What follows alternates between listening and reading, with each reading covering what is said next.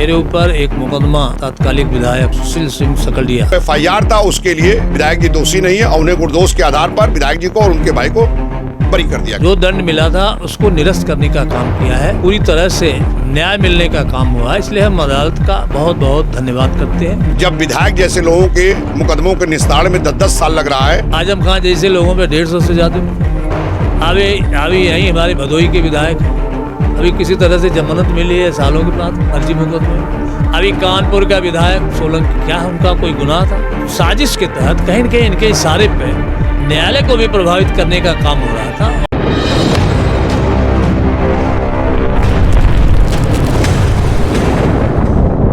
देखिए, अभी न्यायालय से एक फैसला आया है। 2015 में पंचायत चुनाव के दौरान मेरे ऊपर एक मुकदमा तात्कालिक विधायक सुशील सिंह सकलिया के द्वारा पंजीकृत कराया गया था कि इनके लोगों ने हमें घेरा, मेरे ऊपर खुद मेरे भाई के ऊपर हमें प्रताड़ना दिया।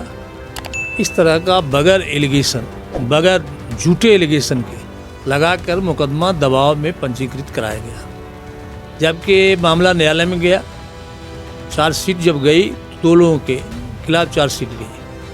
इन्होंने 250 अन्य लोगों का भी नाम लिया था और उसके बाद न्यायालय में सुनवाई होती रही, कोई साक्ष्य नहीं दे पाए। बावजूद इसके भी न्यायालय से हमको दंडित करने का काम किया गया 2023 में। अब उसके बाद हम लोग सेशन कोर्ट गए और फैसला आने के तुरंत बाद तो कोर्ट ने हमें राहत दी, तुरंत स्थगित किया इनकी सज़ा को। और उसके बाद अभी 2 तारीख को जो फैसला आया है सेशन कोर्ट से, उसमें जो सज़ा हमें मिली थी, जो दंड मिला था, उसको निरस्त करने का काम किया है। पूरी तरह से न्याय मिलने का काम हुआ, इसलिए हम अदालत का बहुत बहुत धन्यवाद करते हैं। ये 2015 में पंचायत के चुनाव चल रहे थे और उस समय ये विधायक थे। आज चुनाव को प्रभावित करने के लिए एक विधायक पंचायत के चुनाव में घूम रहे थे, व्यवस्था करके पैसे रुपए बांटने का। सूचना मिलने पे कार्यकर्ता पता लगाने गए थे, कहीं कोई ऐसी बात नहीं थी और उसको झूठा इल्ज़ाम लगा के, जिसको ये कोर्ट में भी साक्ष्य नहीं दे पाए, तो साक्ष्य के अभाव में हमें सज़ा तो मिल गई थी इसके पहले लोअर कोर्ट, लेकिन सेशन कोर्ट ने हमें साक्ष्य के अभाव में जो पुरानी सज़ा थी उसको निरस्त किया है, अब बरी करने का काम किया। मैं उनको धन्यवाद देता हूँ, न्याय देने का काम। अच्छा, आप बताओ, आप प्रेस के साथी हो, ये देश के चौथे स्तंभ हो, देख रहे हो आजम खान जैसे लोगों पे 150 से ज़्यादा मुकदमे। अभी यही हमारे भदोही के विधायक हैं। अभी किसी तरह से जमानत मिली है सालों के बाद फर्जी मुकदमे में। अभी कानपुर का विधायक सोलंकी, क्या उनका कोई गुनाह था?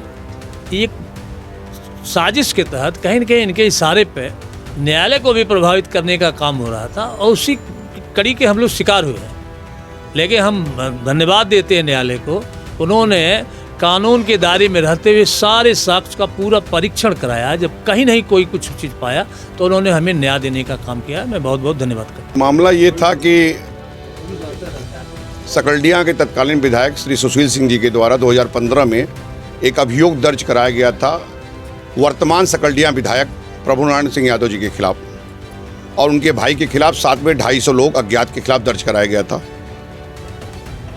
कि इनको रॉन्गफुली डिटेन किया गया, इनके लोगों के साथ बल का प्रयोग किया गया, इन्हें बंधक बनाने का प्रयास किया गया, ये कहते हुए अभियोग पंजीकृत हुआ। विवेचना के उपरांत इसमें आरोप पत्र प्रेषित हुआ मात्र 2 लोगों के खिलाफ, प्रभुनारायण सिंह यादव विधायक जी के खिलाफ और उनके छोटे भाई अनिल यादव के खिलाफ। न्यायालय में आरोप पत्र प्रेषित होने के बाद इसमें साक्ष्य की कार्रवाई हुई और जो विटनेस एग्जामिन हुए उसमें मेजर कंट्राडिक्शन होते हुए और जो आरोप था वो साबित नहीं हुआ। उसके बावजूद MP MLA लंडेट मजिस्ट्रेट साहब के कोर्ट के द्वारा 2023 में इनको कन्विक्ट कर दिया गया, साक्ष्य न होने के बावजूद। उस आदेश के खिलाफ हम क्रिमिनल अपील में गए। जिस दिन हम अपील में गए उसी दिन सेशन कोर्ट के द्वारा जो सजा था उसे फाइनल हियरिंग तक के लिए स्टे किया गया। MP MLA कोर्ट में ये फाइनल हियरिंग की कार्रवाई सेशन कोर्ट में चलती रही और जजमेंट आया जिसमें MP MLA सेशन कोर्ट ने ये पाया कि लंडेट मजिस्ट्रेट साहब ने जो कन्विक्शन दिया था वो बिना एविडेंस के दिया था और जिस बात का कोई एविडेंस नहीं था उन धाराओं में इनको पनिश करने का काम किया था। और लंडेट मजिस्ट्रेट साहब के उस आदेश को निरस्त करते हुए ये पाया कि जो एफआईआर था उसके लिए विधायक जी दोषी नहीं है और उन्हें गुरदोष के आधार पर विधायक जी को और उनके भाई को बरी कर दिया गया। देखिए, सरकार सत्ता कहीं ना कहीं से जुडिशरी को प्रभावित करने का प्रयास करता रहता है और उसी का नतीजा है कि एक फर्जी अभियोग में आदमी को 10 साल संघर्ष करने के बाद ये साबित हो पाया कि साहब जो एफआईआर दर्ज था उसके लिए हम कल्पित नहीं हैं, हम दोषी नहीं हैं। 10 साल लग गया। निश्चित रूप से जो सरकार लगातार कहती है त्वरित न्याय की बात, वो धरातल पर कम दिखता है। हमें लगता है कि जब विधायक जैसे लोगों के मुकदमों के निस्तारण में 10-10 साल लग रहा है तो आम जनता निश्चित रूप से परेशान होगी और त्वरित निस्तारण की व्यवस्था सरकार सत्ता को करना चाहिए।